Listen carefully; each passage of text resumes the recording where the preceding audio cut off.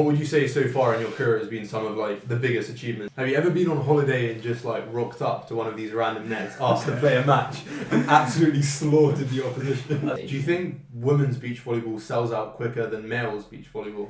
Just because I understand. So that is definitely. Welcome back to Perspective 2.0. On this week's episode, we're lucky to have Issa Batrane, Team GB beach volleyball captain. I captain our team, but it's pairs, so it's like two of us. But we are one of the top teams, though. Yeah, great. And as co-host, we have Elliot McHugh. Hello, everyone. I thought a good place to start would be why beach volleyball? How'd you get into the sport? So beach volleyball for me, everything started with playing indoor volleyball as a kid. I was part of the junior national team through indoors, and I really enjoyed it. It was just volleyball, like technically it's the same indoors to beach. And then for me it was one summer, because historically after the indoor season I would take time off, and then through the summer I would just enjoy it. I would always put on weight in the summer. Yeah. So coming back to like training again for indoors, coaches were just like, what have you done all summer? Have you just been eating and playing games? Which I probably was. But the one summer the coaches said, why don't you try play beach volleyball? Because it will keep you healthy, keep you fit, your fitness up, keep you getting touches. And then in that first summer I won the Junior British Championships, and then all of a sudden coaches kind of started seeing me as a really good beach player as well. Wanted me to get involved in the junior national team beach training setup. So then I started going to a bit more of that and found that I really enjoyed being outdoors on a beach than being in an indoor sweaty sports hall. What would you say so far in your career has been some of like the biggest achievements you had so far? I think for me, like some of the biggest achievements definitely has to be last year we had our first round of Olympic qualifiers. It was tough. We had some tough games, tough teams, but being able to come out with a second place finish in that to qualify to the Great Britain to the next round was definitely the biggest achievement so far. And then along with that, I think I've had some top 5 finishes on the world tour, and also being a British Championship the last 2 years. So I think 2-time British champ, still only 24. Hopefully a lot more years to play. So that's probably some of my biggest achievements so far. Is it possible to make a career in the UK, or is it like professionally? I mean, or do you have to kind of go abroad to make like a career and like a living out of beach volleyball? I think it can be done from the UK if we start to shape the right facilities and have the right structure for it. At the moment we have maybe 3 teams that compete internationally at a good level. Yeah. But to be able to push into that consistent top 5, top 10, like top 20 in the world where you can make a living from it, I think currently it needs to be based abroad, which is why we took that move to work with a Dutch coach in the Netherlands, because Holland historically have one of the top 2, top 3 programs in the world. They have teams that are consistently medaling at the Olympics, winning world championships or top 3 at the world championships, always up there in the European championships fighting for a medal. So historically that program has always been great. And what actually makes the difference between maybe the Netherlands and Brazil and USA? What separates those countries and allows them to really consistently be competing at the top versus some of the other countries which aren't consistently medaling and competing at the Olympics? I think a big thing is the environment you're in. So I think by that it means your training group. So having other athletes who are pushing to be at a world-class level. Also the environment with the coaching team, the training environment, having so in the UK if we have an indoor beach facility, being able to know in the winter, all weathers, we can train in there, we can get better. And then also I think other nations just financially are in a better situation for the sport, with sponsors, with marketing and everything, so they can afford to push to get out there more often. So they can just make it a full career. Exactly. So like in the Netherlands, the players, as far as I know, like a lot of them, they don't have to pay for stuff. I was speaking with one of the guys from Belgium.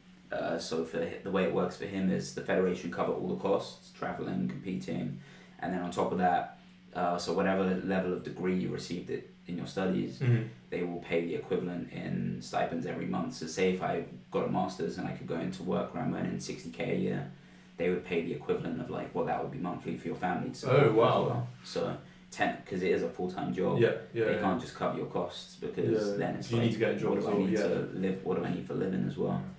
So being able to be in a position where financially beach volleyball can be supported like that, I think that's what separates some of the top teams from those teams that are still trying to break into that. What's your kind of training breakdown? What kind of things are you focusing on in your sessions for volleyball?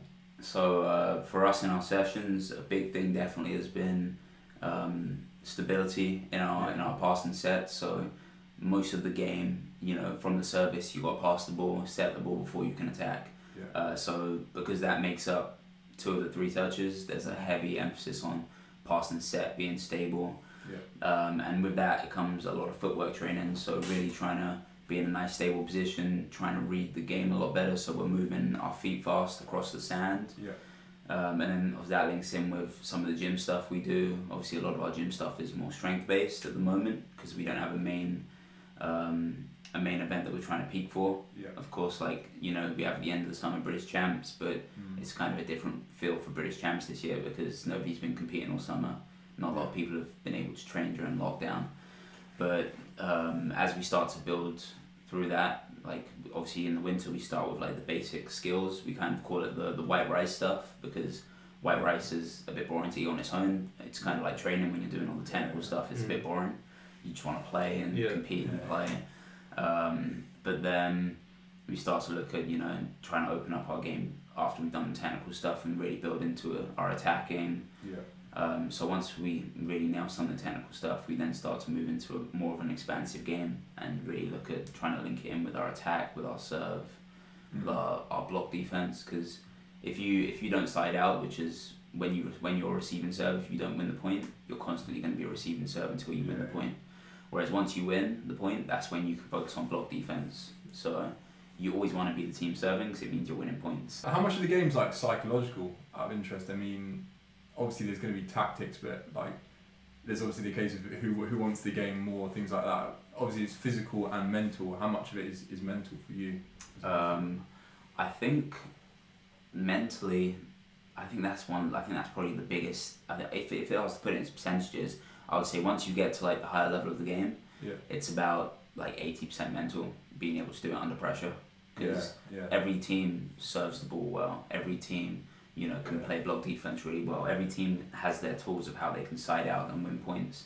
And it's all about when it's 19-19 or when it's 13 all in the third set and they serve you tough to your outside, can you still put that pass in that front mirror of court? Can you still open up and scan what's in front of you and still find the space and win the point? And that's why these Norwegian players, Anders Moe and Christian Sorum, have taken the world by storm, because mentally they just don't show any signs of frustration. They're constantly talking things through.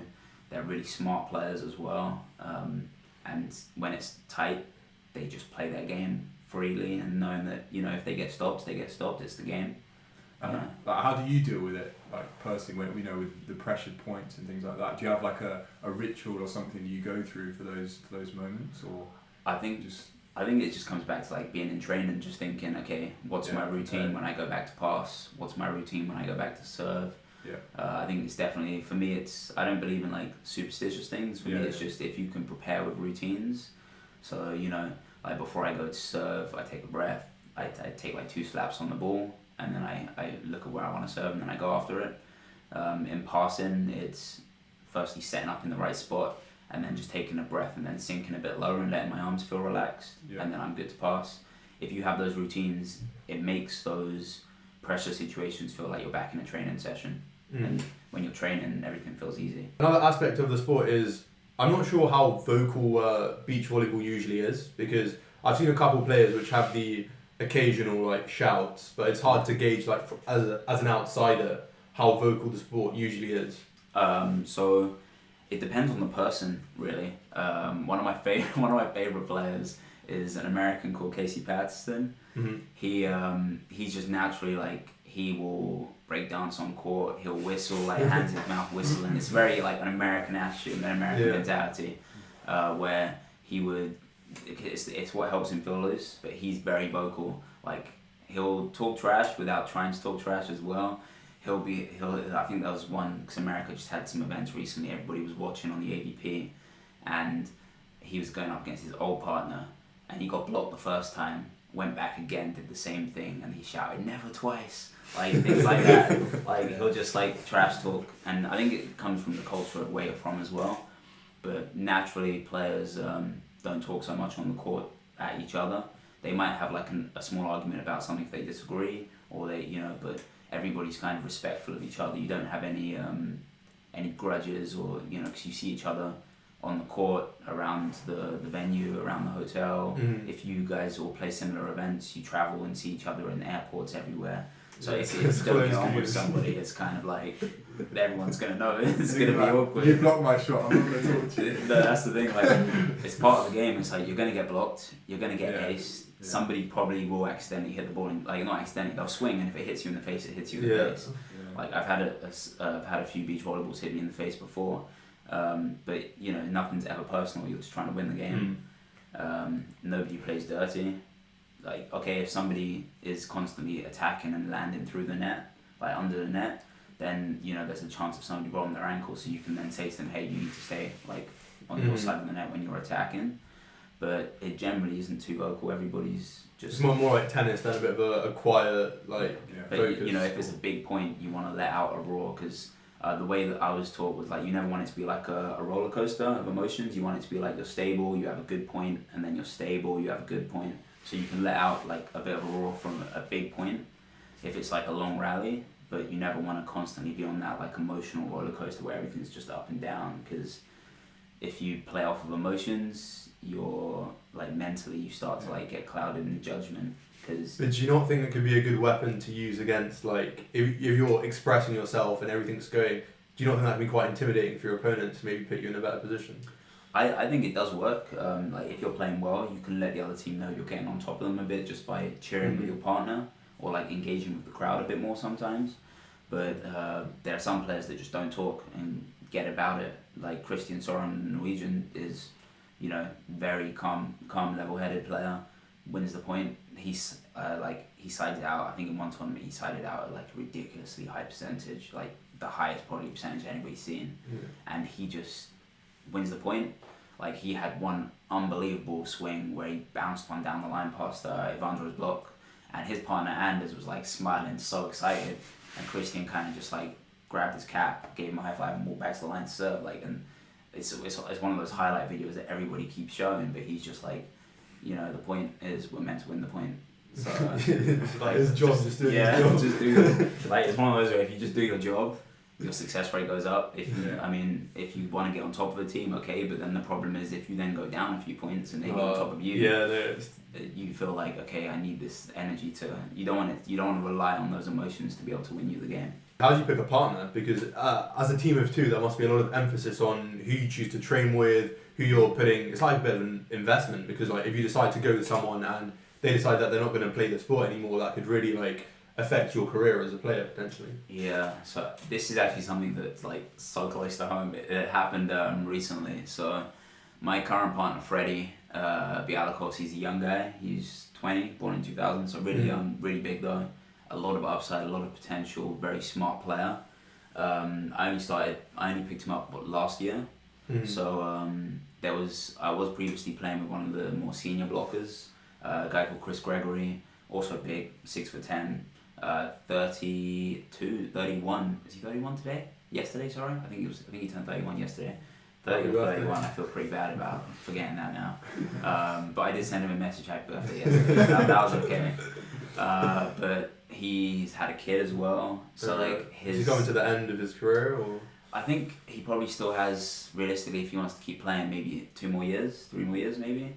But for me, he's angry about it. No, he's not angry about it, because me and him had a discussion about it where he's focusing on family life a bit more. He wanted to take a bit of a step back from training, and it got to a point where I'm young. I was like 22, 23. I just want to go compete. I want to travel, play. I want to win, and it got to a point where I was having these discussions where it's like the coaches were also saying, if you want to continue playing with Chris, obviously this will start to happen, but also you're at different points in your life, and he's probably going to start winding down like in the next couple of years. Whereas you have a young guy, Freddie, who's 20, who wants to compete at the highest level. He's also hungry to go and compete and play, wants to train, wants to get better. And you could realistically have like 12, well, I'm 20 now, 12 to 16 years of playing with this guy, you know. So, like, Freddie's 20, could keep going if he keeps looking after his body the way he does. Me being 24 now, can realistically play for a long time as well. So, like, 10, 12 years minimum, I would say. So, a few Olympic cycles.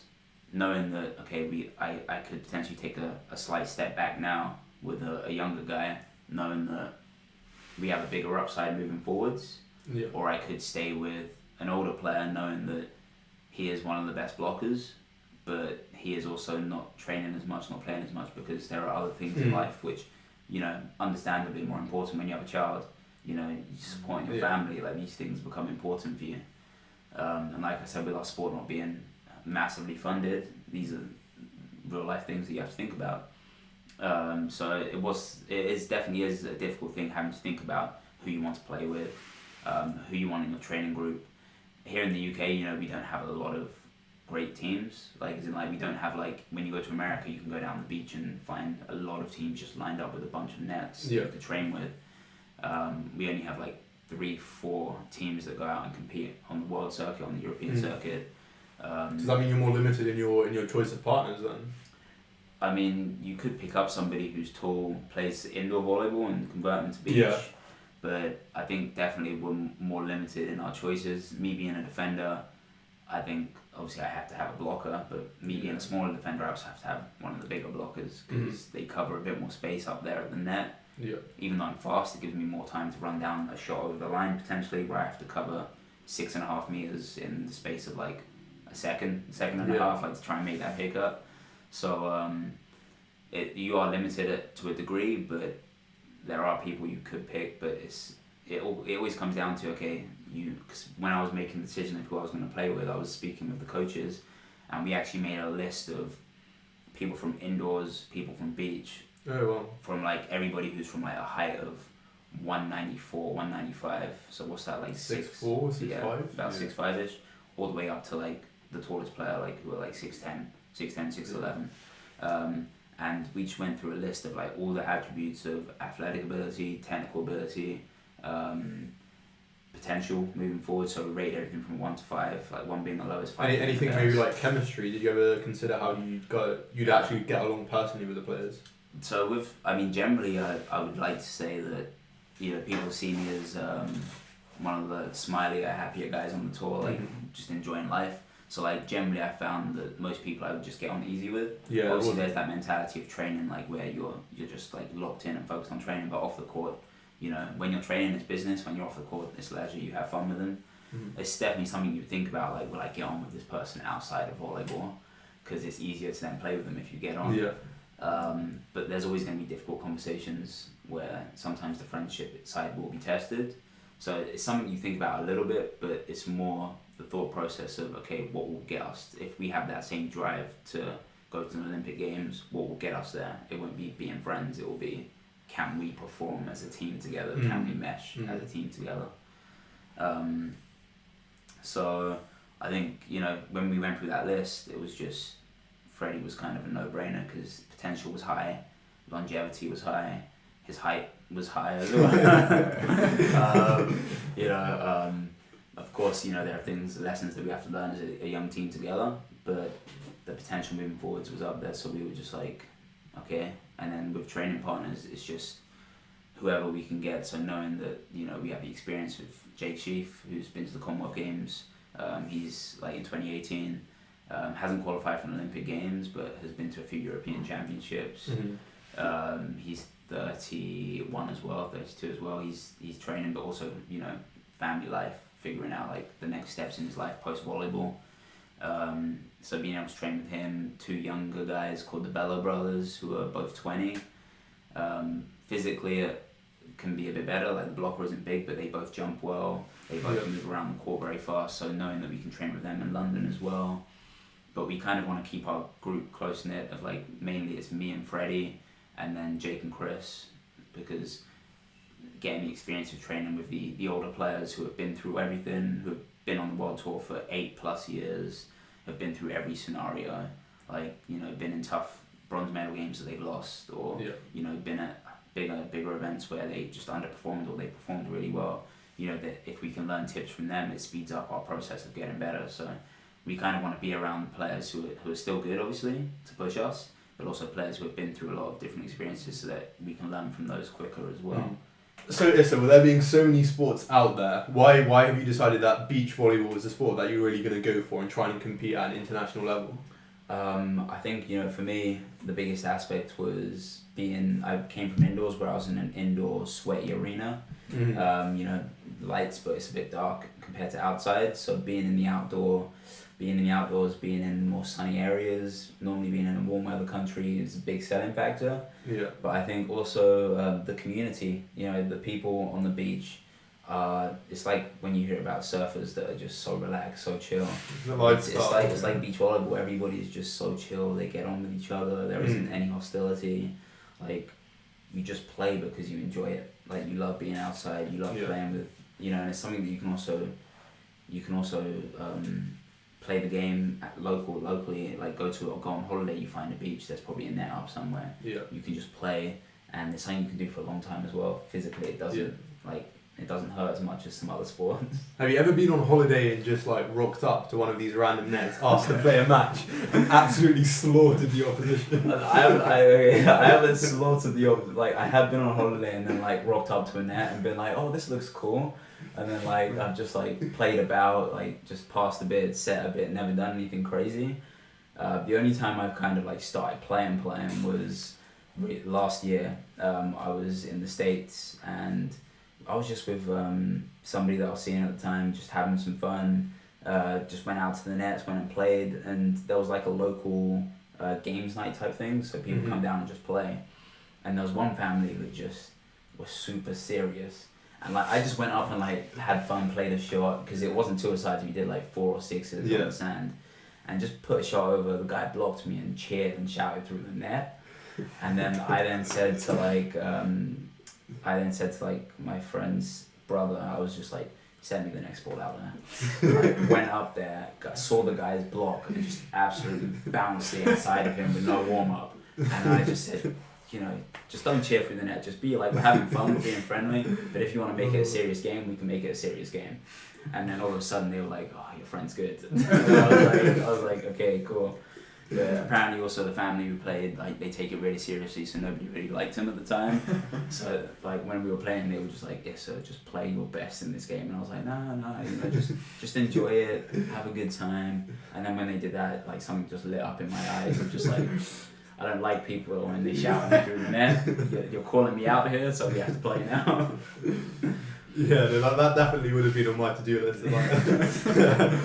But if I'm away, you know, and on holiday, ideally, because I spend a lot of time on the sand, I don't want to be in the sand on holiday as well. I enjoy looking at cities and exploring and stuff. But if I do find myself on a beach, I'll have a little hit, enjoy it a bit, just because I'm used to doing that every time I'm on the sand. Yeah. But I'll never try and take it seriously. Like, even if I'm with friends who know that I play, I'm like, let's just like have a good time. You know, you guys can learn how to play a bit more as well. Yeah, like, fair it's enough. Pretty chill. Have you ever considered if your body type is particularly suited for a different sport?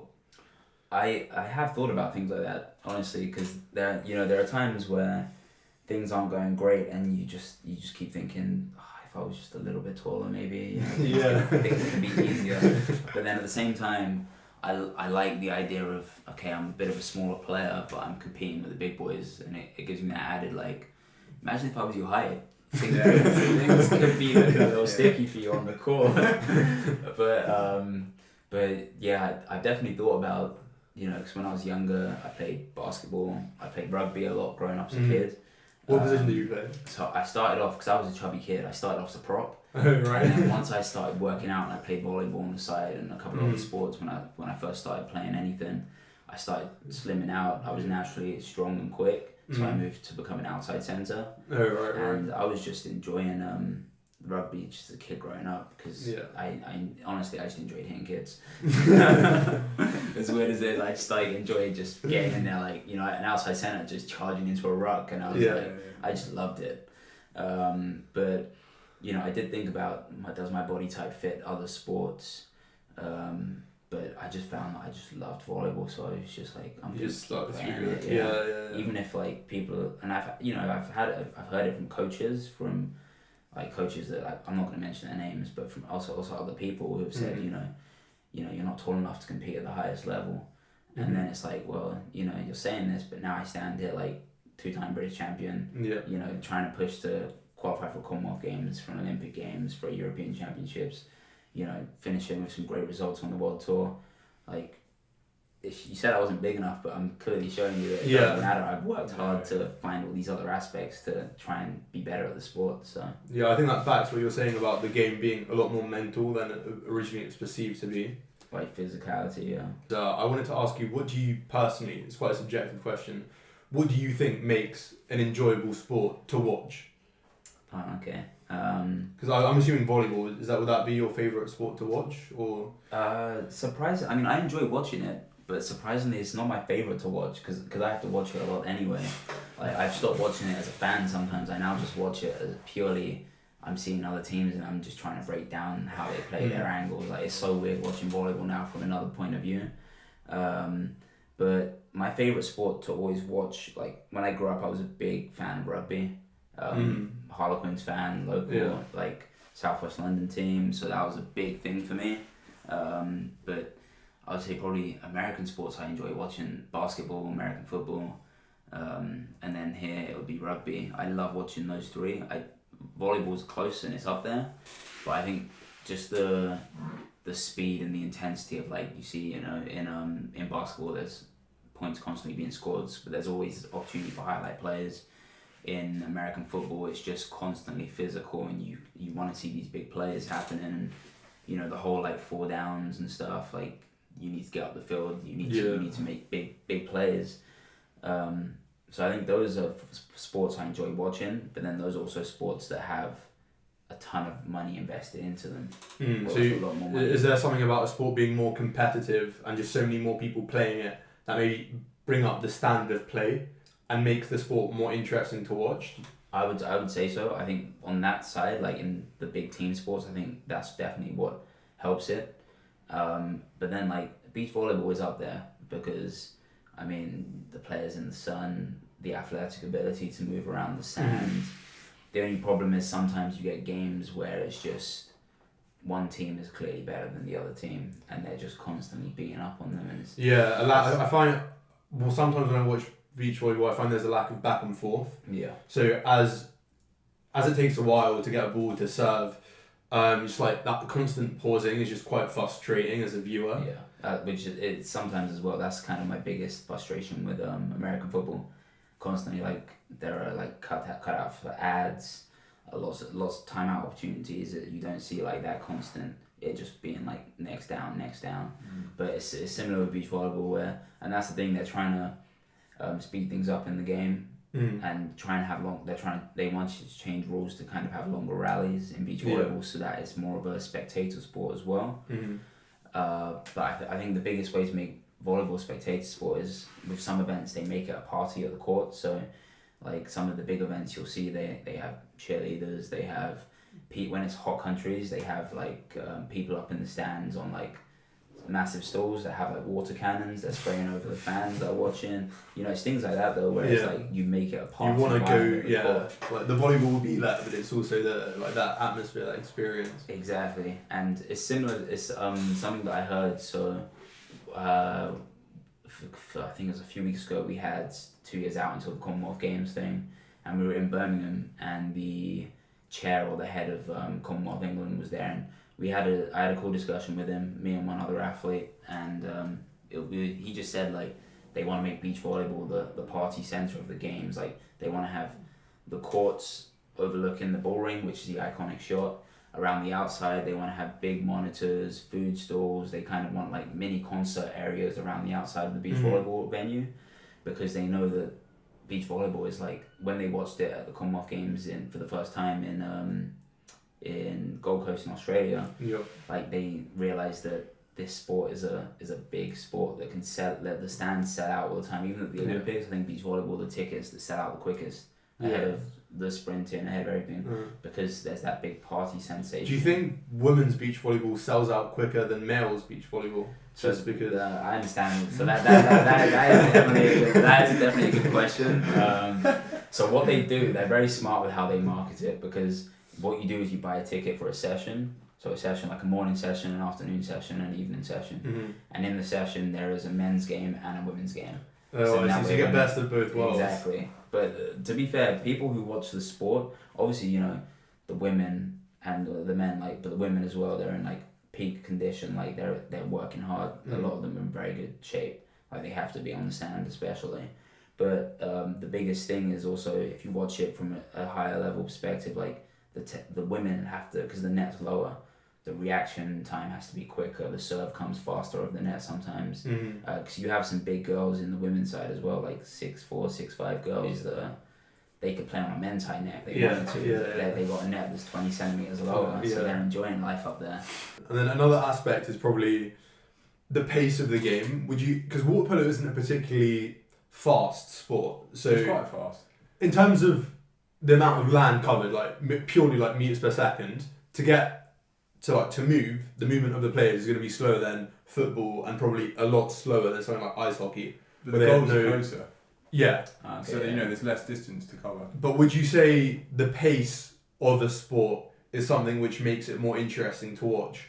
So obviously with my coach being like the voice of the tour, he's very good at making it so that higher level players can understand technically what's going on in the game, but also beginners who are watching the game, they seem to grow fond of it because they grow fond of it because they start to understand what the game is based around, and how players just seem to be in the right position because they're actually looking out for certain things. So it's not just like by luck, by chance. So the speed of the game then becomes a bit slower for even beginners who are watching, because they're like, okay, I see what he did there. He kind of set up this for this. And it's just, you know, having, I guess, a good commentator who can break stuff down so it's easier for those who might not have watched it before. Yeah. That's definitely what will help the game. I agree with that. And then any other factors which are like key when you watch a sport that you're looking for? Perhaps maybe physicality. I think you commented on the more physical, maybe the more appreciation you have towards the athletes. Yeah. I think definitely, like, if you see like smaller players that are having to compete with bigger guys constantly, then if they're playing well and they're winning games, you kind of start to become a bit of a fan favorite, because people are like, this guy is like basically the same height as me, and he's going out there beating the best players around. So stuff like that, I think. But then also when you see giants going at the net as well, you kind of appreciate that, because you're like, this is a big chess game at the net. Like, it's two big boys at the net, and they have to be on their game to really one up the other. So it's definitely something that people appreciate. And going back onto your career, Issa, what are some maybe potentially your long-term goals, or what are things which you're looking forward to in the near future? So obviously long-term goals, I mean, for me in my sport has to be Olympic Games, World Championships, European Championships, Commonwealth Games. Currently, you know, last year we managed to get through our first round of the Olympic qualifiers for Tokyo. So we're in the second round, which it's already been confirmed that it will be in May in 2021, pending obviously COVID and everything. Yeah, everything goes okay. So, you know, still in the run to qualify for Tokyo. It would be awesome to qualify our country for an Olympic Games. Yeah, that would be great. Because on the men's side, they've never actually qualified by right for an Olympic Games. It's just been home the games. default. Yeah. So being able to qualify for that would be great. Obviously, being a young team now with my partner Freddie, who's 20, our long-term goals, even like mid-term right now, is also the 2022 Commonwealth Games, our home games in Birmingham. Being able to compete at a high level in front of our friends and family would be amazing, because the UK don't host World Tour events really. They host maybe some smaller events, but they don't host the big World Tour events. So being able to compete in major games with our friends and family in the crowds would be awesome. And then along with that, future games, so Paris 2024, LA 2028 is like, I would love to play games in LA. That would be sweet. When are you due to peak in your career as a volleyball player? What's the age where you're peaking? People say like the age really is around like 29. Mm. Like around that age, you're kind of physically at your best or at a higher level, but also the biggest thing in volleyball mentally is going through all these experiences of, okay, it's 13 or, you know, it's a tight set, like what am I going to do to get out of this situation? You know, and the best players in the world have been through every single situation. You know, you got, like I said, Jake Gibb, who's I think 43, and he is one of the top 2 US teams that are probably going to qualify for Tokyo. And he's going to retire after that. He's made it quite open that he's going to stop playing after that. Yeah. And he's playing with a young guy in Taylor Crabb, who's I think 26ish, around that age. You know, I think it's once you go through all those experiences, you kind of understand, okay, every scenario is basically like training again. It's just, I've done this before, I've done this over and over again. I've played in a medal match, I've played in a qualification game. You know, and these are some new things as well for our team, for me and Freddie to experience. Like, you know, I've played in the qualification game with Freddie before in our first tournament, and we got out of the qualifiers and made it into the main draw. But, you know, there are going to be tougher qualification games where it's like, okay, we need to find out how we perform in these scenarios. Do you think you'll feel like pressure when it like if you make the Olympic games? Do you think are you still going to try and go with that exact same mentality of just kind of like coping with the pressure? Do you think you'll feel any kind of extra? Obviously, the Olympics is a massive thing. Yeah. But do you think it will affect your performance in any way, or do you think you'll just be able to cope with it? I think everybody would be lying if they said they wouldn't feel like nervous in their first game or anything like that. You know, for me, even I still get it where like when I go into my very first match of the tournament, the first serve, I'm always like a bit like, okay, let's get off to a good start. But you know, we have a sports psych we work with, Emma Kavanagh, and she's so good at just getting us to just think more process driven. So even if it is a major games, the great thing will be can we just be ourselves? And I feel like, say if we were to qualify for Tokyo, which would be unreal, it would be awesome, I think we would still go about that mentality of, well, we're here now, so let's have some fun. Like knowing that our peak is going to be in 4, 6 years or however long, like knowing that we still have many years that we can actually keep growing and keep getting better. So if we make it to Tokyo, it's going to be like, this is a fun opportunity, let's just play. Yeah. Do you like visualize yourself like experiencing it at all? I've definitely done. I mean, I've definitely like had a dream about it coming out of the arena. In the shower I've thought about it. I'm not gonna lie. I've been like I'm having a shower and I'm just thinking like it's 13-all in like the third set right now, and they're jump serving to me, and I'm about to unleash on this ball. You know, things like that where I'd be lying if I said like I haven't thought about those dreams of like, okay, this is like if I'm in this scenario, this is how I think it will look like.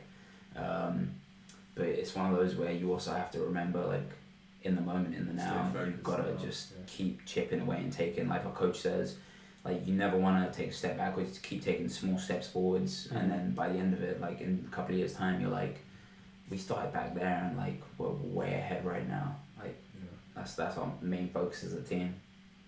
Yeah, and I'm sure there are loads of people who are quite interested in getting into beach volleyball, and I don't know, I myself don't know personally what the procedure is, so how would people who are interested in the sport maybe start getting into the sport, and what steps do they have to take to potentially make it to be one of the better players in the country? So to get into the sport, I think the first couple of things you need to do, it always depends on where you're based, but you will always find a local club kind of around the country somewhere, whether it's indoors or beach. And normally indoor clubs in the summer will just try and like have a beach club as well. So wherever you're based, you can even search like on Google or on Facebook, beach volleyball. Normally there'll be groups that come up close to where you live. But if not, if you head onto the Volleyball England website, there's like a page where it's like Club Finder. So if you type in like your postcode or your area code, like just Birmingham or something like that. I could link that website in the description. Perfect. And then from there, it will show you everything that's around, and then it'll give you contact details of who to contact. And a lot of clubs are very, beach volleyball community is super friendly. So you send them a message, and if you want to keep getting better, obviously you then go to British events. You start playing at these events, and then always at the events or at some of the events you'll have the coaches, the national team coaches, who are always like walking around or working. Are they scouting out players? They'll be looking at like younger players normally, but even if you're an older player, like one of the best players in the world, Phil Dowhauser, who's like, he's like historically probably going to go down as one of the top 3 players that have played. I think he started when he was 18. Oh wow, really? So he started late. There are players that you can start late and be a late bloomer and be great at the sport. Just if you go to competitions and start getting results, you're going to start having people's eyes flutter over there and see you, and then they'll ask like, oh, where are you from? And then there'll be opportunities to go into tougher training groups. I know there are people who do well and they'll drop us a message, or we'll drop them a message saying, hey, we need like a couple of extra people for training next week. Are you down to train? And I know there are some guys who have messaged us who want to travel from Wales to Crystal Palace to train just for a couple of days with us. Yeah. And I'm just like, if it works out with our coach and like we have spaces available for training, for sure. But it's opportunities when they come. You've got to try and take them. That's how you're going to keep progressing, getting better. So just try to find a local club, I would say, from the Volleyball England website, and then just go play and see what you're like. Yeah, just join a club, see how it goes from there. Most universities will also have a club as well, so or it will be linked to a club. So even being near a university helps. Yeah, it's very much like water polo, really. I think it's just about kind of getting your foot in the door, just trying something out. Even if you don't have like a background of, been in another sport which is similar, like just trying something. And I mean, when I started water polo, I didn't come from a swimming background. And I think it's just a case of just trying and working at something and being consistent. You don't always have to go on to like be like British champion or whatever. Yeah, but it's a great social. You can still do it socially, and it keeps you fit. It's a great thing to do. And I think like just like you were saying, you didn't come from a swimming background. One of the Dutch players, if I remember right, Alexander Brouw, one of the like top defenders in the world. Defenders, he's like 6'6", 6'7", but he's a defender. I think he started off playing football growing up. Oh, right. And then all of a sudden, like, he was playing volleyball with it, and like, so then he just got really good at volleyball. So like, nobody comes normally from a volleyball background unless it comes through your family. I know some people that have come through family for their generations, but a lot of people don't come from a volleyball background. Like myself, I came from playing a bit of rugby, football, basketball, everything at school. Volleyball was one of the last things I picked up, I think, and just enjoyed it. Yeah, just try the message. Just like try any sports, and I think having that goal, like those national competitions, especially for water polo, were always something that you always look up to. Yeah, and knowing that there are going to be the scouts there is a great driving factor for loads of people. So I feel like it's I think it's a bit similar in the sense of like the way our tour works is similar to tennis as well, where you have a lot of smaller events and then a few of the major events. Yeah. So like, I don't know if it's with water polo where like you have like a few meets, like a few like smaller tournaments. Yeah, so you have a qualifying tournament and then you have So like similar in the UK, like tournaments are leveled on stars. So you have like a 1 star, which is like normally a fun mixed tournament, and then the single gender tournaments come from 2 stars, 3 stars, 4 stars, and then the Grand Slam events, which are the 5 stars. So if you're new to it, you play a 2-star, you're probably going to be playing against other people who are new to the sport as well. Yeah. And then that's how you get better. And then once you start getting more ranking points, you try and play a 3-star, you get better in that. Then you play a 4-star, and then before you know it, you're playing the top level events. Yeah, that sounds like a good progression. Yeah. Is there anything else that you might want to, your link, your Instagram, your social media? Oh yeah. So if you want to follow me, my link on Instagram is at Issa Batrane. And then our team page on social media is at Beach Team GB as well. So a young team, quite a new team as well. So we're just trying to grow. The more we're traveling, the more we're picking up followers as well around. So if you're interested, or if you ever have a question about beach volleyball, how you can get into it, don't feel shy to just drop me a message on Instagram, and I'll see it at some point and reply for sure. Yeah. So thanks very much for watching.